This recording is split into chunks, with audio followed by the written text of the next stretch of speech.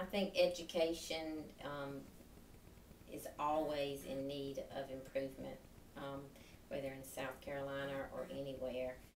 I do. One of the things is the State Department has lost so much money that now our Director of Curriculum Instruction, who gives us our directions, there is no one in that position. I think that the educational system, there are changes that need to be made.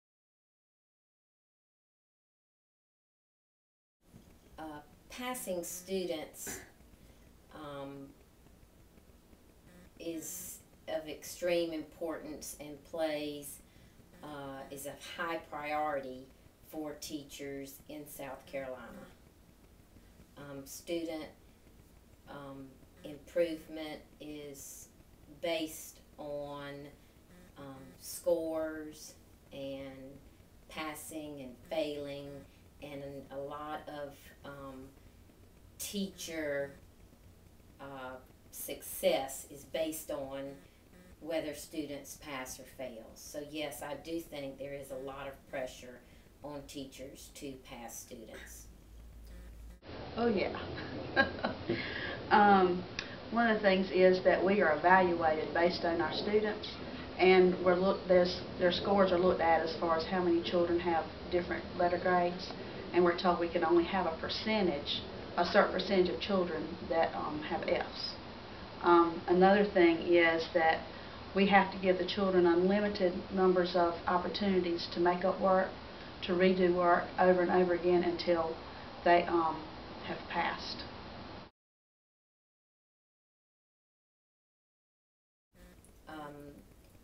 I don't know that I've actually seen it take place. I feel that it is happening. Well, one of them is what I just said about giving them all the opportunities to redo things until they pass. Another one is summer school. If you show up, you go to the next grade. It's very difficult for teachers to get in touch with parents. Phone numbers change. These children live in transient lifestyles, and that they're moving. They can move from 2 to 3 schools in 1 year. It's very hard on a child in these type conditions. So when a parent is invested in their child's education and can give the time, then again the child wins, because everybody is working towards one goal.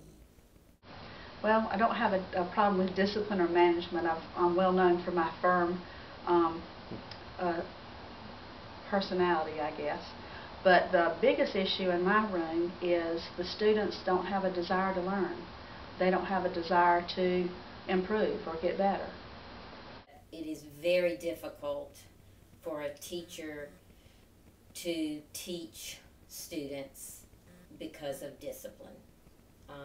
Discipline in some of the schools is almost out of control, and I don't know that the general public truly understands or could even visualize what teachers are faced with as far as discipline in many of the public schools in South Carolina. These children are not raised in homes where they are allowed to be children. They are faced with many adult issues.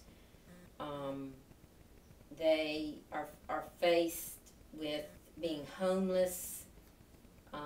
They're faced without 2 parents. They sometimes don't even have a mother or a father. They have a grandmother. They're being raised by an older sibling. These children are not given a chance to even understand what appropriate behaviors are, and they don't exhibit these appropriate behaviors even at home. They don't have good role models at home, so it's almost impossible sometimes for them to even understand appropriate behavior in the classroom. Well, two things that I've done so far. One of them is vote in November for a new state superintendent of education, so hopefully that'll have, that person will make some changes, things that will be beneficial. And our local representative was an educator right here in Darlington, and I've talked with her at the Y and some other places in a real casual environment, and talked with her about some things going on in the schools, things that she wants to know because she'll ask questions, and she considers those when they go into session. Being involved is a #1 key issue, and parents that are involved in their school, in their child's school, whether it is elementary, middle, or high school, if you are involved, the more parents that are involved, the more successful the school. Maybe about half of the children actually have the encouragement and the parent support that they need. I think I have about 5 or 6 parents out of 35 that are involved I can count on, so that lets me know that I don't have a lot of parent really active involvement. Is it crucial for student success? Oh yes, for the most part. If a parent knows what's going on and can help the child, great. That of course that just really stems in the environment. However, that's not the case in the majority of the cases with students nowadays, for whatever the reason, whether it's just dysfunctional homes, working environments, whatever. It would be interesting to find the percentage of these children's parents who actually have a high school degree.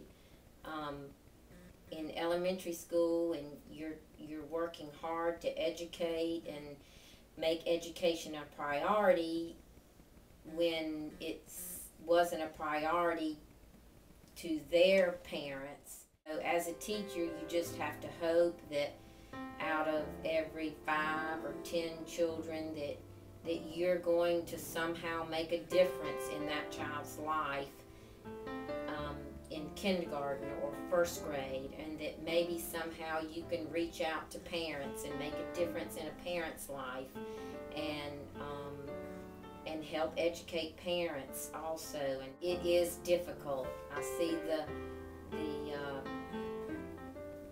conflicts that these children have in elementary school, and it just gets worse in middle school and even worse in high school. So there are numerous reasons why it would be difficult for some of these children to be able to graduate even from high school and even see college in the future.